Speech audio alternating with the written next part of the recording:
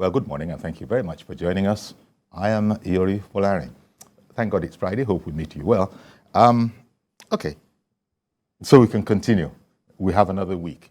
I guess you all know what we mean, in the sense that if there hadn't been the postponement of the governorship and state assembly elections by another week from the 11th to the 18th, then we wouldn't have been able to, talk about the kind of thing we wanted to talk about today. It would have been in the realm of quote-unquote partisan politics, and everybody was supposed to stop that, on Thursday, and don't bring that on Friday, because the election would have been tomorrow had nothing changed. But here we are, a fine morning to you again. Well, my guest this morning is Asiwaju Bisi Adebuyi. He's former Postmaster-General of the Federation, and he's a legal practitioner as well. Asiwaju Bisi, welcome. Good morning, Uncle Yori. Thanks for having me. Thank you very much. Good morning, Nigerians. Our pleasure that you could come. You've always been a grassroots person. Let me put it that way. Absolutely. You've always been a grassroots person.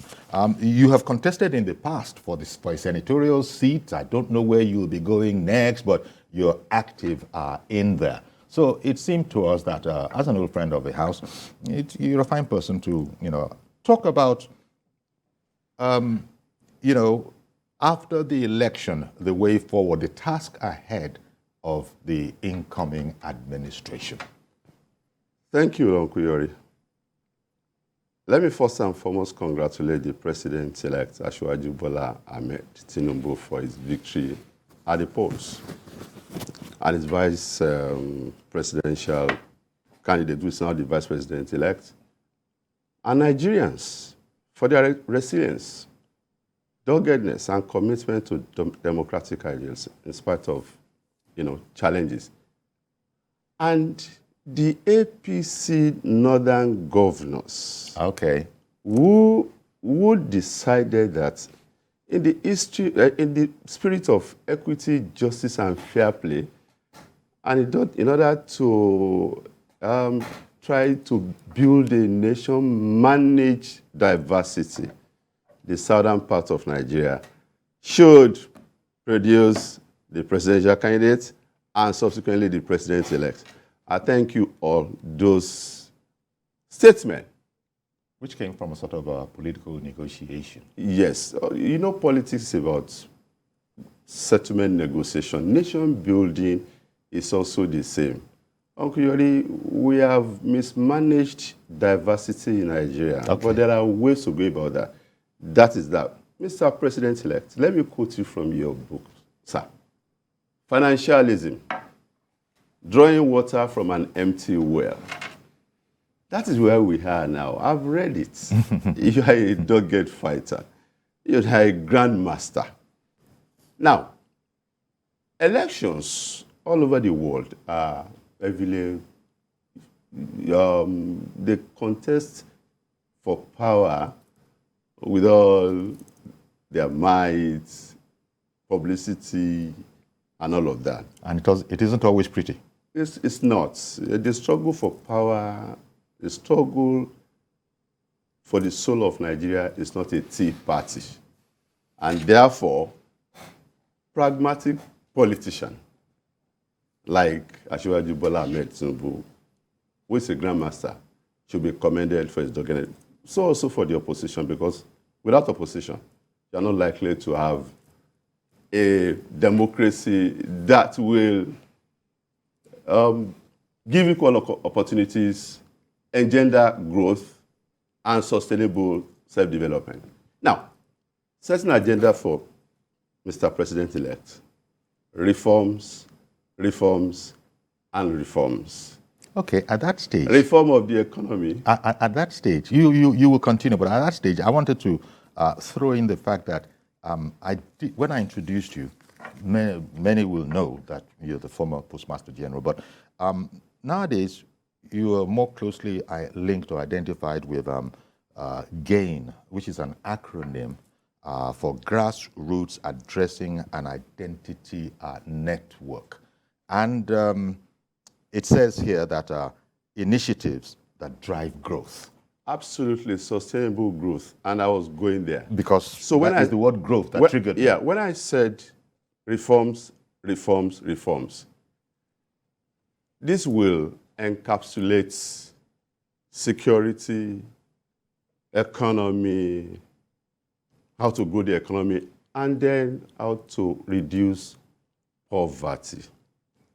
Much of the things we talk about, poverty, health, access to education, access to healthcare, access to how you live your life, are all down to one thing: giving an address to people.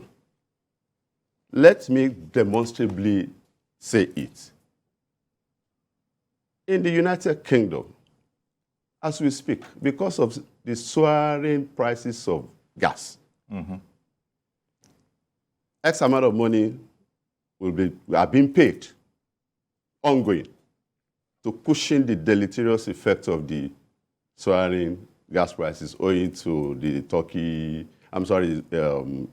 USSR, Russia, and Ukraine war. Now, without an address, validated address, which is hidden under the NI in UK, you can't have access to all of this. Same thing in the US, it is called Social Security. Social Security number is tied to a validated address. So let me set agenda for Mr. President. Wait, because you went there. Yeah. You just quickly mop up our own national identity number that, it suddenly became a big deal. You couldn't do anything if you didn't have one. But it's not linked, is it, necessarily to an address? So, the shortcoming of NIN, which can be improved upon, that is what we call curable defect, is that you must integrate NIN to a physically verifiable and address that you can validate, as they do in other jurisdictions. In UK, it is called proof of address. In the US, it is called address validation. Okay? And in Nigeria, it is called? In Nigeria, we hardly do address verification of... Because banks do it. They do it. Let me just explain. Before I became Postmaster-General, addresses in Nigeria were analog. So banks were verifying analog addresses of 15 to 20%. Okay, they come on foot to the place and make inquiries. Is that what you're calling analog? Addresses in Nigeria are still analog, brick and mortar. Okay. They are analog, brick and mortar. Whereas in other jurisdictions, cutting-edge technology, bespoke ideas, touching and concerning the processes that would lead to digitization of your addressing system and identity management. These are sine qua non for one, fighting insecurity. Two, creating wealth. Three, access to good things of life in line with the Sustainable Development Goals of United Nations. Nigeria trained me. I won an award for NIPOST in partnership with private sector tech guys in Nigeria in 2018 in the category 18 of World Summit on Information Society, which is leveraging on ICT to creating e-employment. WISIS is an affiliate of International Telecommunications Union, a specialized agency of United Nations. That is an imprimatur of United Nations to an idea that bright tech guys, the digital natives, provided in Nigeria. It's homegrown. It may well be a discussion for another day. It may well be, because if I'm creasing my brows, because there are one or two things that I wanted to go ahead. Find out about it. You just explained. I'm on your parade. Go ahead. You just explained that and I don't want to spend too much on this, apart from the fact that it is part of setting an agenda for the next administration. So the reforms I mentioned. Yes. Reforms, political reforms all over the world, foreign direct investments that we saw. We want a lot of that. Wait a minute, sir, please, let me articulate this thought. Foreign direct investments follow reforms all over the world. Reforms of your economy, reforms of your security system. You need to have a country before you can grow your economy, isn't it? So, Nigeria is in a state where the fault lines are being exposed. And we must gather men and women, young and old, to come up with ideas on how to manage diversity. Chief Emeka Nyoko is there. Tanko Yakasai is there. With due respect, all old men. Baba Afe Babalola is there. Quite a number of them. I can't just be... There are so many. Professor Bolaji Akinyemi is there. Let's consult people who know how to manage diversity. So once you need to heal this nation. I'm talking about the elders. Yes. The wisdom of the elders, admission of the wisdom of the elders, and the exuberance and youthful knowledge of the digital natives, the young entrepreneurs who are owners of MSMEs. We must devise something that have captioned youth engagement strategy. We can redirect the energy of our youths who are angry, living with the system, understandably so. Remember, Hillary Clinton once called some people coalition of discontents. We have them in Nigeria. They are unhappy, evidently so. But there are ideas that will be tech-driven, that will mobilize their energy into nation building. They need to be guided. They have spoken loudly, and therefore, we must look at a situation where Nigeria must not fail Africa in such a manner that Lagos, the fifth largest economy in Africa, must not also fail Nigeria. They are intertwined, not mutually exclusive. Therefore, once you embark on political reforms, based on the fact that we want to heal the nation, let other people who are managers of economy, digital economy, mind you, driven by tech, artificial intelligence, bespoke ideas, people who have antecedent of running businesses, and the Grandmaster is one of them anyway, you know his background. So, I'm saying that if you don't fix politics, you know, people say fix politics. It is just a metaphor for reform your political processes so that we can enjoy what is called sustainable development, inclusive growth. Don't leave people behind. And there are tools that we can use.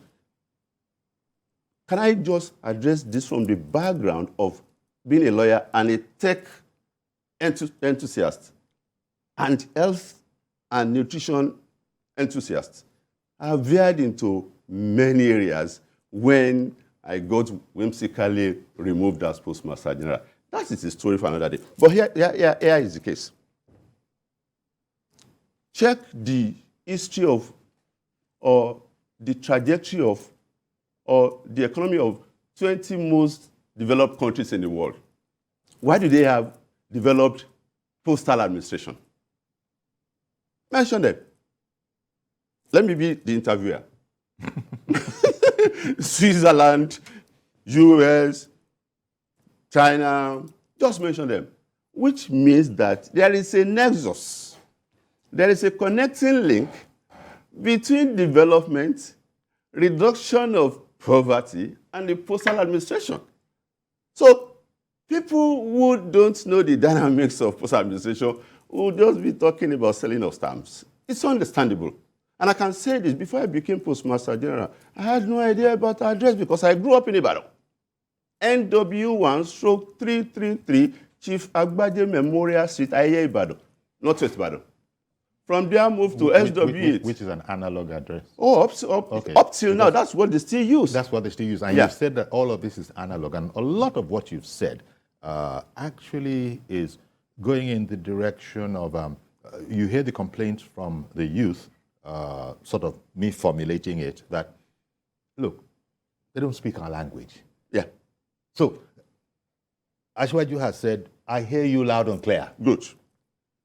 In other words, this is a language that can be learned, Yeah. you know. So maybe this seems to be what you're talking about. So you have Nigerian youths, they are brilliant. Demographically, they are in the majority, 60, 65, as the case may be. You know, statistics nowadays, when you say it, they can argue. But for the purpose of this discussion, we have raw data evidencing unquestionably cogent, credible, convincing evidence they are in the majority. So what do? You think after the box to come up with ideas on how to mobilize them. Look, these are guys who are owners of startups. Thank God. Because this is where they'll gravitate to. When you hear your own language, and in this case, the youth entirely as a tribe in Nigeria, they have a language. It doesn't matter whether you're Hausa, Igbo, Hausa, Kanuri, Fufu, whatever. It doesn't matter. If you're a youth, you think differently. You think differently. So that's why you need to communicate with them in a language they understand. Indeed. Don't take my words for it. United Nations just predicted that e-commerce in Africa is bound to grow by 50%. That is an exponential growth. United Nations, it's not me. Are we ready? So, we are ready. We have guys who are in the business who can drive the process. But what drives e-commerce?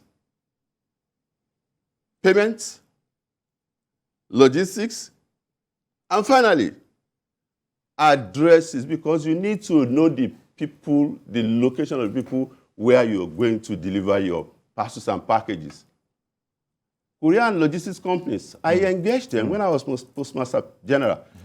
The statistics now is about 20 to 25 to 30% of their profits. They lose it to failed delivery or inability to fulfill delivery. That is the work of our addressing system. Now, this is what I am not going to do for a living, and therefore, it can't be free of charge. So, in closing regarding how to mobilize the youth, the youth of Nigeria, I have children at home. These guys are cosmopolitan, and we must begin to learn how to play cosmopolitan politics. Because they without, for God's sake, endangering local peculiarities. The youth of Nigeria must not walk in the wrong direction. You know, at this stage, let me bring in a viewer has called in. Good morning, Mr. George, calling in from Ikeja. Good morning, Uncle Yori. Thank you for calling. Good morning to your guest. Yes. Good morning. Uncle Yori, I remember your guest had been on this program before when he was bringing some innovation to post office administration. I think this is the time we can approach the coming administration with such technology. Secondly, Uncle Yori, the northern governors, as we have always discussed on this program, they have set a tone for national unity, equity, and national integration. I think it would be nice for the country to sustain it. Right now, Uncle Yori, there is some horse trading going on at the National Assembly about who becomes the next Senate President and the Speaker. I'm not a member of the APC, but in the interest of equity and national integration, I would suggest to the APC that has the majority of members in the Senate that they should zone this Senate presidency to the southeast.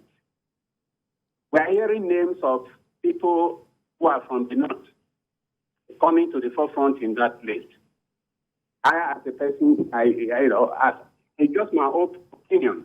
Yeah, I get you. It ought to be zoned to the.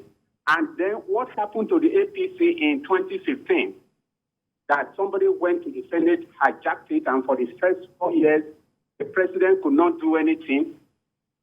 That's why you should not allow that to happen this time around. Okay. It's just a recommendation. Thank you very much for calling in, Mr. George. And it's a segue, and I think it's a useful one. I'm sure you'd love to comment. Thank you for your contribution. Spot on. I'm not looking for appointments. I can serve Nigeria, serve my country in various capacities. I can be at the back end, offering advice, solutions, cutting-edge ideas on how we can leapfrog and propel Nigeria, which unfortunately was described by a foreign journalist. I was almost shedding tears. Africa's tallest midget. Let Nigeria rise. Just like we're saying, Greater Lagos arising through its conurbations of towns, urban, semi-urban areas surrounding Lagos, thriving together, prospering, and secured through ideas that are propelled by 21st century digital economy. Same is applicable to Nigeria. All right, you'll continue. Let me bring in Benjamin, who has called in from Oyo State. Good morning, Benjamin. Good morning, Mr. Ayori. Thank you for calling in. Good You are morning. well done, sir. My regard to your guest over there. He can hear you. Thank you. Good morning, sir. I just want to bring in these 2 points. One, all the great economists we had in the past that formulated assumptions and policies that we are now using, they have used their own sense to have done that. And it will not be right for us to solely depend on the formulated policies without formulating our own policies that suit our own economy. If somebody is advocating or campaigning for laissez-faireism or capitalist economy, in an economy where people are behaving in an insanity manner, whereby I want to live in an affluence of your own life. That is, I want to cheat you to make my own living. And you are now telling me that government should not intervene in such an economy. I think it doesn't work. So what I'm trying to bring out here is that my advice to Asiwaju is that, one, to control this economy, there must be government involvement. Everybody is increasing the price of his own commodity day by day. Whereas government should have a board that will be regulating this. Maybe they'll go to where they are telling us if we don't have much rice here, they are selling 6,000 over there. How much will it convey? I mean, how much will we use to bring it back down here? Set a target of profit. And you set the particular that nobody can sell this particular commodity above this price. That's number one. Number two, why do we have professors of in headlines and other things? Now there will be an introduction of a disease or whatsoever, and we'll just be depending on the drugs they are bringing for us from abroad. We cannot produce our own here. What do we know they have mixed with that can even cause us to misthink, to misbehave, to do whatever? All right. That is even happening to our youth nowadays. Okay. So please. Mr. Benjamin, I get you. And Asiwaju Bisi Adebuyi has also got you. Thank you very much for calling in. I think he was reading to that thought about government doesn't have any business in business. So, for me, it's an admixture of both. Because he's saying he disagrees with that. I didn't say that. No, he, Mr. Benjamin. Yes, he has the right to disagree with it. And I also agree with him that it must be an admixture of welfareism, market-driven economy, and necessary intervention when government sees that the economy is going in a manner that if you leave it to free market. Sorry, I have a little knowledge about this because in my master's level, Professor Akin Oyebode supervised my structural adjustment program within the framework of international economic law. It was all about IMF and Bretton Woods institution. Asiwaju should not allow one size fits all. No. You must tweak your economic policies to suit local peculiarities. Let me mention this. In an election year that was competitive, a winner has emerged. Those who lost have a right to agitate, but we must be law-abiding. Follow prescribed and routes. follow the processes. Withdrawal of subsidy. We have practically built consensus around that. In an election year, that's going to happen. The third one, you're going to organize population census in an election year. That is not only double whammy, like Americans would call it, that's triple whammy. So you should find out, the president-elect should find out how to navigate those landmines, because all the three aforementioned processes or programs usually open up our fault lines. Okay, let's... I'm not saying we shouldn't have census, I hear you. We're going to come and talk a bit more but about timing it. is important.